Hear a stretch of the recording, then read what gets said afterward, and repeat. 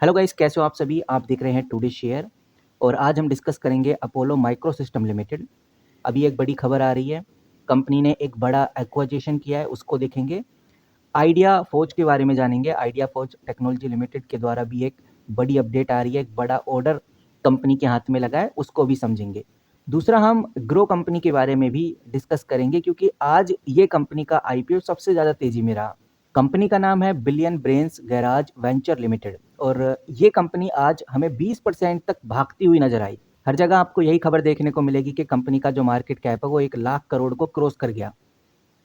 तो इस कंपनी के बारे में जो इम्पोर्टेंट खबरें हैं, जो अपडेट निकल के सामने आ रही है, उनको समझेंगे।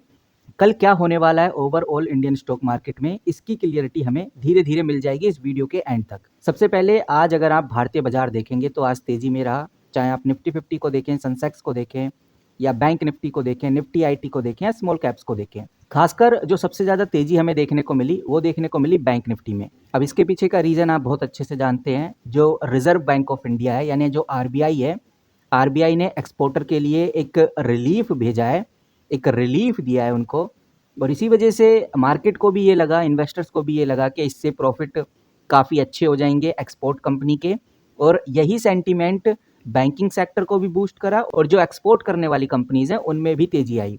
सेंसेक्स की बात करें तो सेंसेक्स लगभग 0.46% के आसपास इंक्रीज होता हुआ नजर आया और वहीं निफ्टी 50 0.4% के आसपास ऊपर गया। तो इस सब चीज़ों में सबसे बड़ा हाथ बताया जा रहा है हीरो मोटर्स का रहा है, क्योंकि हीरो मोटर्स ने अच्छी खासी ग्रोथ दिखाई, कंपनी के क्वार्टरली रिजल्ट शानदार आए, जिसकी मदद से आज हीरो मोटर भी लगभग 5% बढ़ा है। कंपनी का शेयर 5,792 रुपये के आसपास ट्रेड होता हुआ आपको नजर आ रहा है। तो हीरो मोटर की वजह से ये हलचल और अच्छी हुई, एक अच्छा सपोर्ट मिला निफ्टी 50 और सेंसेक्स को। बाकी जो इंस्टीट्यूशनल इन्वेस्टर्स हैं उनकी एक्टिविटी से भी, उनकी वजह से भी मिड कैप और स्मॉल कैप में हमें आज ग्रीन सिग्नल देखने को मिला और इसी ग्रीन सिग्नल की वजह से मार्केट आज अच्छा परफॉर्म करा। और जो अपडेट, जो खबर निकल के सामने आ रही है, आप देख सकते हैं मल्टीपल आर्टिकल्स में आपको एक खबर देखने को मिल जाएगी। जो एक्सपोर्टर्स हैं उनको कुछ ऐसे रिलैक्सेशन और उनकी पॉलिसी को इतना सपोर्ट किया है कि जो फॉरेक्स के रूल हैं उनमें थोड़ी फ्लेक्सिबिलिटी आ जाएगी, डॉक्यूमेंटेशन लिमिटेड हो जाएंगे, पेमेंट का जो सेटलमेंट रूल है वो और भी ईजी बना दिया जाएगा। कोई भी आर्टिकल आप उठाकर पढ़ेंगे तो आपको यही 4-5 बातें देखने को मिलेंगी और आपको समझ में आएगा कि जो एक्सपोर्टर्स हैं उनका काम बहुत स्मूथ कर दिया आरबीआई ने, जिससे उनका कॉन्फिडेंस बढ़ा और इस बात से मार्केट को भी लगता है कि भाई एक्सपोर्टर अगर स्ट्रॉन्ग रहेंगे तो मार्केट ग्रो करेगा। बाकी जो भारत का बैंक है, यानी निफ्टी बैंक है, वो भी अच्छी खासी तेजी में रहा। बैंक के जो क्वार्टरली प्रॉफिट्स हैं वो काफ़ी अच्छे इंप्रूव हुए, मतलब कि उनका जो लैंडिंग फीस था, काफ़ी ज़्यादा बैंकों का, जितने भी पीएसयू बैंक है खासकर उनका, ये एनपीए काफ़ी कंट्रोल हुआ, यानी ठीक ठाक एनपीए चल रहा है इनका। इस वजह से इन्वेस्टर्स को लगता क्या है, इन्वेस्टर्स ने देखा भी है कि मार्केट अच्छा सपोर्ट करा है बैंक सेक्टर की वजह से।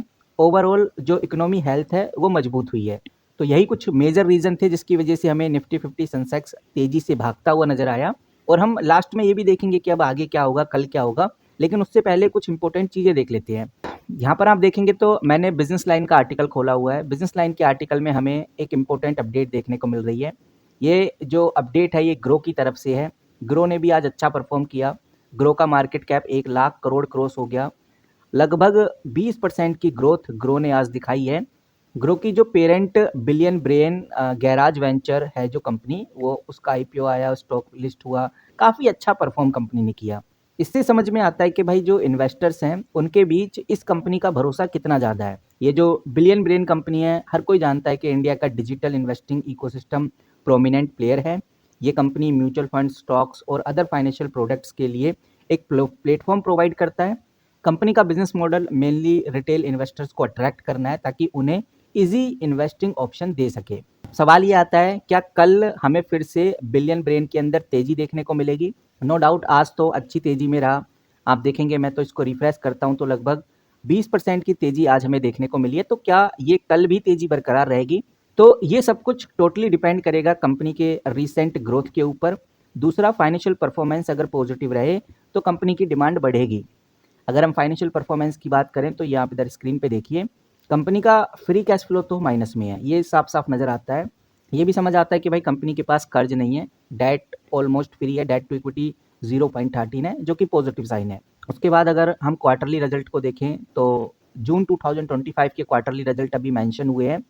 अभी कोई दूसरे क्वार्टरली रिजल्ट आए नहीं है तो कंपैरिजन करना थोड़ा मुश्किल है। बट अगर बैलेंस शीट में देखते हैं तो चीज़ें बहुत क्लियर हो जाती हैं। जैसे आप बैलेंस शीट देखेंगे तो मार्च 2024 और मार्च 2025 में एक बड़ा डिफरेंस आपको देखने को मिलेगा। आप बहुत क्लियरली देख सकते हैं, जो इक्विटी कैपिटल है 21 करोड़ के आसपास था, ये बढ़कर 366 करोड़ पे चला गया। बहुत बड़ा मैसिव जंप इधर कंपनी ने दिखाया है, जो कहीं ना कहीं दिखाता है कि भाई इस साल कंपनी ने अच्छा ही परफॉर्म किया है। फिलहाल इस कंपनी के अंदर सबसे ज़्यादा जो इन्वेस्टेड है वो FII है 57%, म्यूचुअल फंड्स 4.7% इन्वेस्टेड है और प्रमोटर इस कंपनी में 27% के आसपास इन्वेस्टेड है। यानी कि सबसे ज़्यादा जो इन्वेस्टेड है इस कंपनी में वो फॉरेन इंस्टीट्यूशनल इन्वेस्टर ही है। तो इस बात का ध्यान रखना है आपको। तो हम यहाँ पर कह सकते हैं कि जो इंडियन स्टॉक मार्केट है उसके सेंटीमेंट भी ओवरऑल बुलिश की तरफ ही रहे। इस वजह से स्टॉक को सपोर्ट भी मिला अच्छा खासा और कंपनी को लेकर एक हाइप भी थी, जिसका इम्पैक्ट आज हमें इस कंपनी में देखने को मिला। बाकी कुछ माइक्रो इकोनॉमिक कंडीशंस होते हैं, जैसे इन्फ्लेशन हो गया, RBI पॉलिसी हो गया या ग्लोबल मार्केट का इम्पैक्ट हो गया, वो सब इस कंपनी में देखने को मिल सकता है। उसकी वजह से थोड़ा बहुत ऊपर नीचे कंपनी हो सकती है, लेकिन कल भी हलचल इस कंपनी में रहने वाली है। नाउ चलिए अब बात करते हैं अगली कंपनी। यहाँ पर आप स्क्रीन पे देखेंगे मैंने खोला हुआ है Apollo micro system limited. Documents के अंदर चलेंगे तो बहुत ज़्यादा टाइम नहीं हुआ है, सिर्फ 1 घंटा हुआ है मीडिया रिलीज हुए। सिंपली इस पर क्लिक करेंगे तो ऑफिशियल PDF खुल जाती है, जो कंपनी की तरफ से ही आई है। डेट आप देख सकते हैं 17 नवंबर 2025। अब इधर कंपनी ने ऐसा क्या अपडेट दिया है वो आप देखिए। इस अपडेट में साफ साफ कहा गया है कि जो अपोलो माइक्रो सिस्टम लिमिटेड की सब्सिडरी है Apollo defence industry private limited, उसने GOCL कॉर्पोरेशन लिमिटेड से आइडियल एक्सक्लूसिव लिमिटेड का पूरा एक्वाजिशन कंप्लीट कर लिया है। यहाँ पर ये जानना बहुत जरूरी है कि ये जो आइडियल एक्सक्लूसिव लिमिटेड कंपनी है ये एक मैन्युफैक्चरिंग यूनिट कंपनी है। ये बात हमें ध्यान में रखकर चलनी है। कंपनी ने अलग अलग जगहों पे अपनी मैन्युफैक्चरिंग यूनिट लगाई हुई है। ये कंपनी बल्क में एक्सक्लूसिव्स बनाती है। इन एक्सक्लूसिव का यूज माइनिंग के लिए किया जाता है, कुछ इंफ्रास्ट्रक्चर सेक्टर में भी किया जाता है। तो हम कह सकते हैं कि जो अपोलो माइक्रोसिस्टम कंपनी है ये धीरे धीरे अपने बिजनेस को डिफेंस एक्सक्लूसिव सेक्टर में भी अपने आप को बढ़ा रही है, जो कि एक अच्छा कदम है। तो कहने का मतलब ये है कि भाई कल इस कंपनी में ध्यान रखना बहुत जरूरी है। कल हमें बड़ी हलचल अपोलो माइक्रोसिस्टम लिमिटेड में देखने को मिलने वाली है। अब बात करते हैं अगली कंपनी यानी आइडिया फोर्ज टेक्नोलॉजी लिमिटेड की। आइडिया फोर्ज टेक्नोलॉजी लिमिटेड को लेकर भी कुछ बड़ी खबरें, कुछ बड़ी अपडेट निकल के सामने आ रही हैं, वो भी मैं आपके सामने रखना चाहूँगा। यहाँ पर आप देखिए मैंने एक आर्टिकल खोला हुआ है, ये आर्टिकल है बिजनेस स्टैंडर्ड का आर्टिकल, और डेट आप देखेंगे तो आपको डेट भी देखने को मिलेगी 17 नवंबर 2025। तो हम इस कंपनी के ऊपर आगे आएंगे, लेकिन उससे पहले एक बार ये समझ लेते हैं ये जो idea forge technology limited company है, ये कंपनी पहली बात तो मार्केट में ऑलरेडी लीडर बनी हुई है। ये कंपनी अनमैन्ड एरियल सिस्टम जिसको UAS बोलते हैं, या ओवरऑल कहें कि ये कंपनी ड्रोन बनाने में काफ़ी इंपॉर्टेंट कंपनी है, भारत के लिए सबसे ज़रूरी कंपनी है। ये कंपनी खासकर UAV ड्रोन्स बनाती है, जिसका यूज़ सर्वेलांस के लिए किया जाता है, मैपिंग के लिए किया जाता है, सिक्योरिटी और डिफेंस एप्लीकेशन में भी काफ़ी ज़्यादा यूज़ होता है। और ये जो आर्टिकल मैंने आपके सामने खोला हुआ है, ये आर्टिकल साफ इशारा कर रहा है, साफ बहुत क्लियरली बता रहा है कि 17 नवंबर 2025 को काफ़ी तेज़ी आइडिया फर्स्ट के अंदर हमें देखने को मिली। ये तेज़ी लगभग 12% के आसपास थी, क्योंकि कंपनी ने भारत के रक्षा मंत्रालय से 2 बड़े ऑर्डर जीते हैं। ये ऑर्डर 107 करोड़ का एक, और इन ऑर्डर का टोटल किया जाए तो 107 करोड़ रुपए निकल के आता है। तो अगर फाइनेंशियल की बात करें तो कंपनी के Q2 भी अच्छे खासे हैं। तो गाइस ओवरऑल ये तो हो गई कंपनी के ऑर्डर्स की बात, कंपनी के काम की बात। बाकी ये भी हमें ध्यान में रखकर चलना चाहिए कि कंपनी के जो क्वार्टरली रिजल्ट थे, जो Q2 फाइनल ईयर 2026 के रिजल्ट आए थे, ये आप इधर स्क्रीन पे देखिए, आपको बहुत क्लियर नजर आएगा कि भाई कंपनी ने लगभग 20 करोड़ का लॉस कराया था। पहले 14 करोड़ का लॉस था, इस बार कंपनी ने सीधा 20 करोड़ का लॉस कराया है।